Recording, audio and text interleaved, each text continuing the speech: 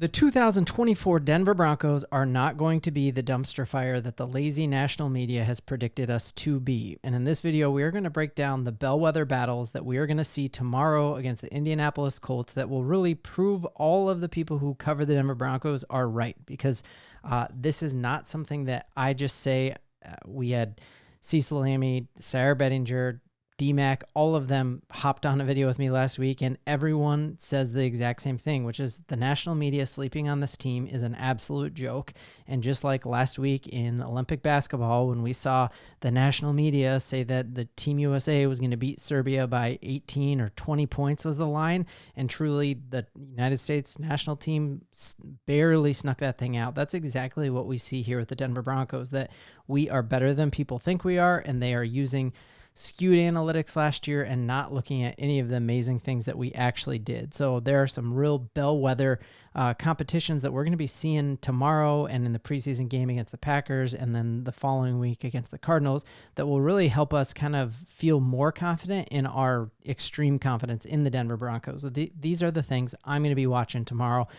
If I thought the Broncos were going to be a 5-win team, I wouldn't be loading up tomorrow at 6 a.m. to drive my son to go watch the Broncos. But I think we have something special here with this team, and it makes it so much sweeter that everyone else is sleeping on it. So some things really to watch that we need to see in order to feel 100% confident that we are going to shock the world.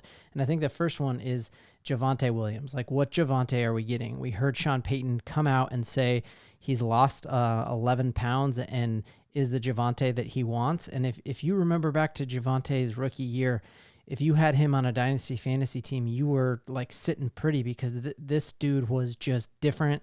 He had an ability to cut from the outside and put his foot in the ground and switch directions in a way I hadn't seen. And he led the league in yards after contact. That it took 2 or 3 dudes to get him down.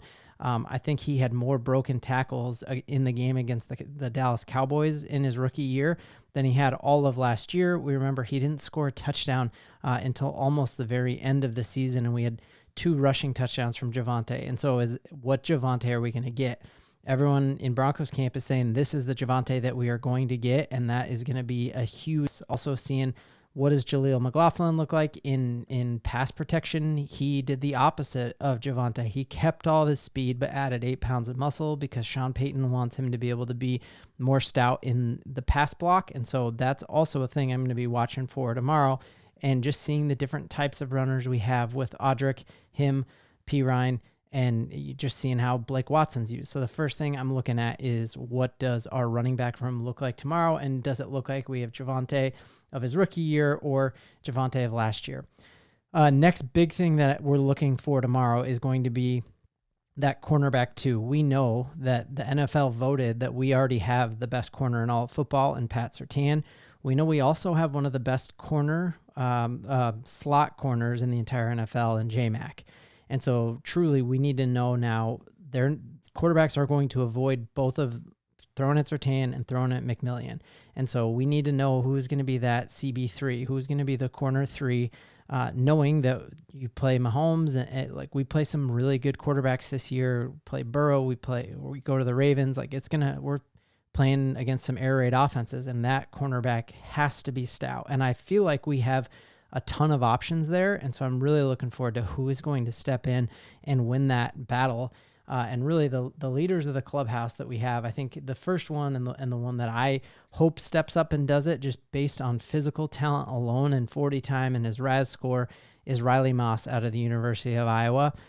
Everyone last year at the start of camp was just saying that he was nuts and that he was the steal of the draft, and then he had an injury, and we got to see him play special teams. But what does he look like in year 2 and being healthy, and does he step up and make the jump that we hope that he can make? If he does that, like, man, watch out, because I think one of the sneakiest things we did this offseason was our defensive line went from being a joke and having Randy Gregory and Frank Clark on it, which is why the Miami Dolphins scored 70 on us. And it's like that 70 points that we gave up to the Dolphins is just the worst thing to ever happen to this team, because that's part of why the rest of the NFL is sleeping on us now, is that all these projections of what our defense is going to look like last year is based on a lazy algorithm where they're using the 35 points that we let Sam Howell and the Washington Commanders score on us, and then 70 points the next week to the Dolphins, not actually showing how drastically different this team was. That once Frank Clark and Randy Gregory were off of this team, we held Pat Mahomes to 9 points here against with the Broncos. Like, we beat Josh Allen. Like, we went up against legitimate offenses. And so if we have a corner who can step in, I'm not saying we're going to have the no-fly zone again, but man, if we have a corner who steps up, if Riley Moss could be him, that is wild.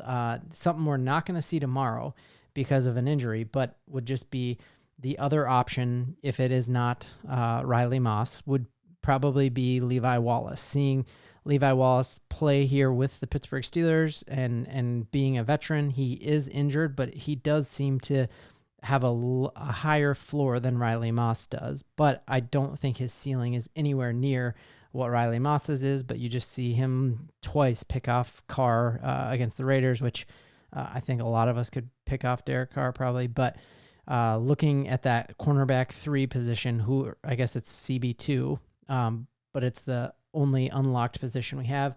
And then I'm also very, very excited to see what Kris Abrahms Draine looks like, because he was very highly regarded out of Mizzou, that he can step up and make hits in the backfield like we see here, but then he's also great in coverage. He has had a very quiet training camp, and the opinions on that could be that he's had a quiet training camp because he hasn't gotten burned a lot. Like, I remember there were a lot of times when you would see, rookie corners come in and see Emmanuel Sanders burn him or Cortland Sutton burn him. And so maybe a quiet training camp is good, that he's not picking off guys, but you also don't see him getting burned. And so I'm very, very excited to see the long-term potential of a Kris Abrahms Draine. And really it's Kris Abrahms Draine, Riley Moss, or Levi Wallace as that corner opposite of Pat Surtain. That's going to be very, very exciting to see.